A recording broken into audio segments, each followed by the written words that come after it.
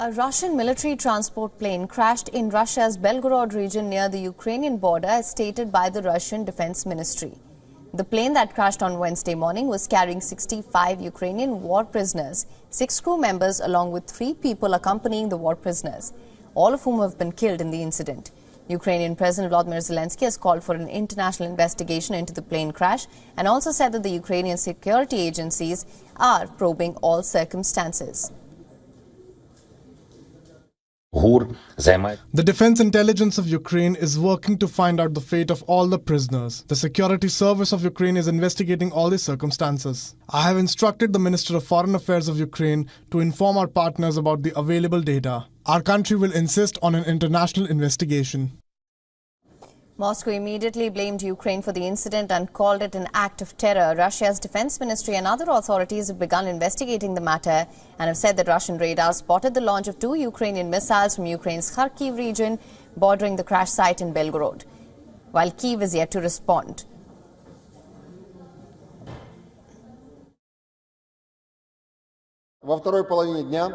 The Nazi Kyiv regime took this step, pursuing the goal of blaming Russia for eliminating Ukrainian servicemen.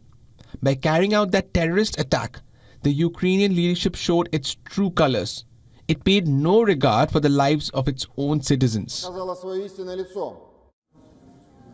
Now, for more on this, we're being joined by Editor-in-Chief of BNE IntelliNews, Ben Aris from Berlin. Thank you so much for joining us, sir. Sir, I want to begin by asking you, now we are getting reports that Russia has accused Ukraine of shooting down the military plane that was carrying 65 prisoners of war, Ukrainian prisoners of war, and all those on board, they were headed for a prisoner exchange, in fact. The question is, why would Ukraine down a plane that was carrying 65 Ukrainian prisoners of war? That is the question at this point. Well, the first thing I have to say is that there is a lot of confusion as to if there really were 65 prisoners of war on this plane. The Ukrainian military directorate has confirmed and said that there were, but the Ukrainian Defense Ministry said that there wasn't 65 prisoners of war. And this plane is a military plane. Normally, the Russian side, when they're doing a prisoner swap, will inform the Ukrainians of how they're getting there, the kind of transport, where they're going to. Apparently, the Russians didn't make this announcement to the Ukrainians. They said themselves in their statement that they weren't informed and they weren't told not to shoot down planes because there might be prisoners of war on them, which is unusual. So, as I say, there are a lot of questions here. It remains in dispute.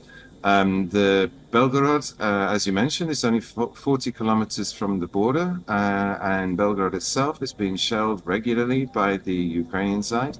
And so this is an active combat zone as far as the border regions are concerned. And so a military plane taking off is a legitimate military target.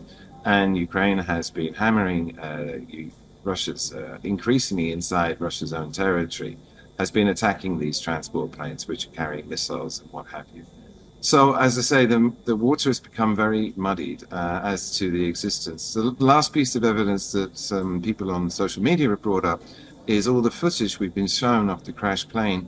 There doesn't seem to be any bodies. There were 74 people on the plane altogether. It was blown up as it took off. And so it wasn't very high, and you would have thought that the corpses would be close to the plane. And when the Malaysian plane came down, MH17, several years ago, the field, unfortunately, tragically, was littered with bodies, and there doesn't seem to be any. So, as I say, it remains very confusing as to if there really were some prisoners of war on this plane. Right, sir, absolutely. And as I mentioned earlier, Ukrainian President Zelensky has called for an international probe as well. And Moscow, in fact, has called this crash an act of terror. So the blame game definitely continues. And I would say that this is rather very telling of where things stand between the two nations. What is your assessment on that front? Well, it's such a spectacular story that both sides have picked it up and they're both in an information war, propaganda war against each other.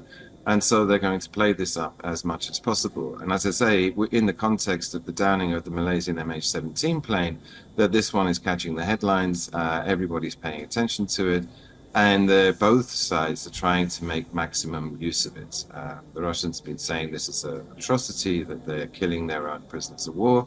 The Ukrainians are saying that the Russians are playing a game here to try and sully the Ukrainian side, and particularly using this. I mean, a senior Russian politician has already sent a letter to the UN saying that the West should stop sending these anti-air defense missiles, Patriots. He claimed that this plane was shot down by a Patriot, and Ukraine has been calling for more munitions to keep its air defense working.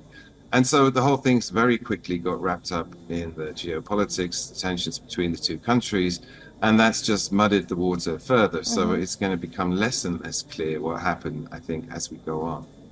All right. Well, Mr. Benares, thank you so much for joining us on WION with your insights on this. My pleasure.